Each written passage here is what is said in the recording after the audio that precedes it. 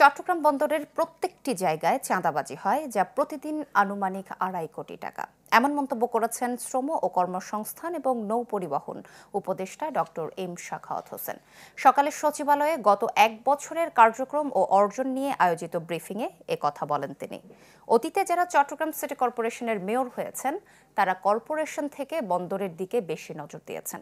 বন্দর অনেকের কাছে সোনার ডিম পাড়ার হাঁসের মতো, তাড়াতাড়ি কেটে সব খেয়ে ফেলতে চেয়েছে বলেও মন্তব্য করেন নৌপরিবহন উপদেষ্টা। দেশের উন্নয়নে দেশি বিদেশি সব ধরনের বিনিয়োগ প্রয়োজন। বিনিয়োগ, কর্মসংস্থান এবং প্রযুক্তি আমদানি না হলে কাঙ্ক্ষিত উন্নয়ন হবে না বলেও মন্তব্য করেন তিনি। কিছু লোকের হুমকি ধামকি বড় ফ্যাক্টর নয়, দেশের জন্য যেটা লাভ হবে সেটাই করা হবে বলে জানিয়েছেন উপদেষ্টা। শুধু দেশে নয়, বিদেশে আপনার দেশের এক্সপোর্ট, আপনার দেশের এমপ্লয়মেন্ট, আপনার দেশের সাথে বিভিন্ন দুনিয়ার সব জায়গার যে একটা সামঞ্জস্য, সেই সামঞ্জস্যগুলো তো রেখে আপনি বলতে পারবেন না যে আমি এটা করব, এটা করব, সেটা করব। তো এগুলো নির্বাচনের আগে কত রকমের স্লোগান আসে।